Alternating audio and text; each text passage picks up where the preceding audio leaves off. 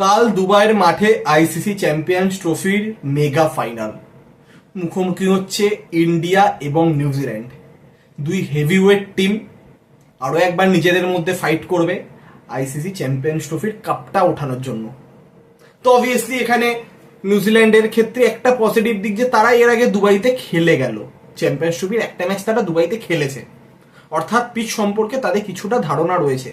কিন্তু এখানে আমরা প্রতি কটা ম্যাচে কিন্তু পিচের ভিন্ন ভিন্ন রূপ দেখেছি। 4টে ম্যাচ হয়েছে এখানে, 4টে ম্যাচে কিন্তু পিচের নেচার সেম ছিল না। কিছুটা তো সেম থাকবে, জানার কথা, স্লো পিচ হবে সেটা ঠিক আছে, কিন্তু পিচের নেচার কিন্তু চেঞ্জ হতে গেছে। অস্ট্রেলিয়া ম্যাচে পিচ কিন্তু ব্যাটিং এর জন্য অনেকটাই অনুকূল ছিল। তো এবার দেখার কালকে পিচ কিরকম হবে। তো টিম ইন্ডিয়া 2013 সালে চ্যাম্পিয়ন্স ট্রফি জিতেছিল, 2017-তে রানার আপ। তো আরো একবার কি টিম ইন্ডিয়া পারবে চ্যাম্পিয়ন্স ট্রফি জিততে? রোহিত শর্মা বিশ্ব ক্রিকেটে একমাত্র ক্যাপ্টেন যে 4টে আলাদা আলাদা আইসিসি টুর্নামেন্টের ফাইনালে টিমকে লিড করবেন। WTC final 2023, ODI world cup 2023, T20 world cup 2024 এবং চ্যাম্পিয়ন্স ট্রফি 2025।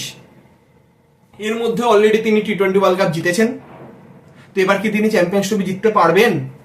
এটা হচ্ছে সব থেকে বড় প্রশ্ন। তো টিম ইন্ডিয়ার যা পারফরমেন্স, যা স্কোয়াড, তো অবভিয়াসলি টিম ইন্ডিয়া এই ম্যাচ জেতার অন্যতম দাবিদার। কিন্তু মেন হচ্ছে হাই ভোল্টেজ ম্যাচে প্রেশারকে হ্যান্ডেল করে যে টিম ভালো ক্রিকেট খেলতে পারবে সেই দলে জিতবে, অনেস্টলি আমরা যদি বলি। তো এই ওয়ানডে টিম যা টিম ইন্ডিয়ার আছে, অতি অবশ্যই টিম ইন্ডিয়ার এই চ্যাম্পিয়ন্স ট্রফিতে জেতা উচিত। তো উল্টো দিকে দেখতে গেলে নিউজিল্যান্ড দুবার আইসিসি টুর্নামেন্ট জিতেছে, 2000 সালে চ্যাম্পিয়ন্স ট্রফি, 2021-এর ওয়ার্ল্ড টেস্ট চ্যাম্পিয়নশিপ, কিন্তু দুবারই কিন্তু এগেনস্ট ইন্ডিয়া। তো একটা যে সাইকোলজিক্যাল যে প্রেশার, সেটা কিন্তু টিম ইন্ডিয়ার ওপর থাকবে, এটা গ্যারেন্টি।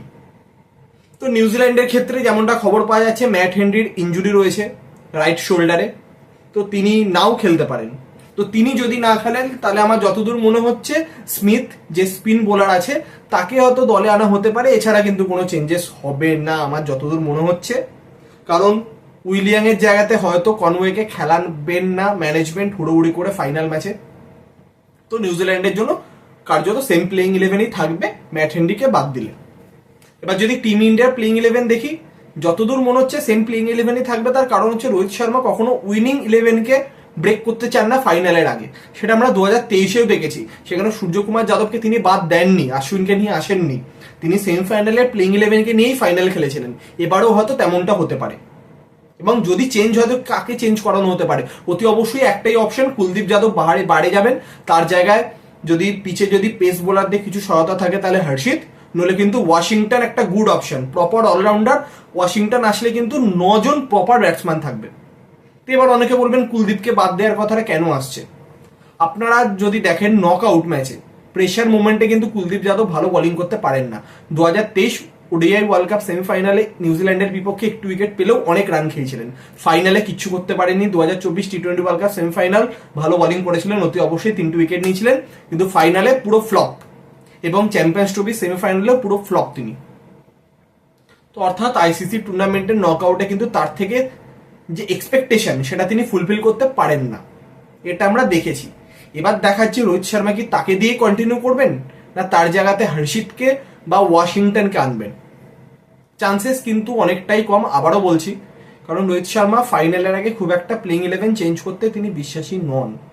2024 টি20 ওয়ার্ল্ড কাপেও আমরা তার প্রমাণ পেয়েছি।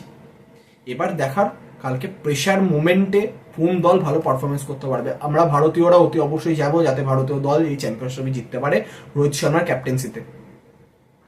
তো কালকে মেগা ম্যাচের খুঁটিনাটি আপডেট নিয়ে অতি অবশ্যই দেখা হবে কালকে ম্যাচ শেষে। তো কাল মেগা সানডে, ভারতীয় সময় 2:30-এর সময়তে দুবাইয়ের মাঠে মুখোমুখি হতে চলেছে ইন্ডিয়া এবং নিউজিল্যান্ড।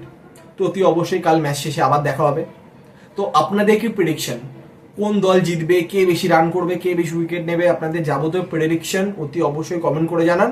তো আজকের মতো এতটাই, আবার দেখা হবে কালকে।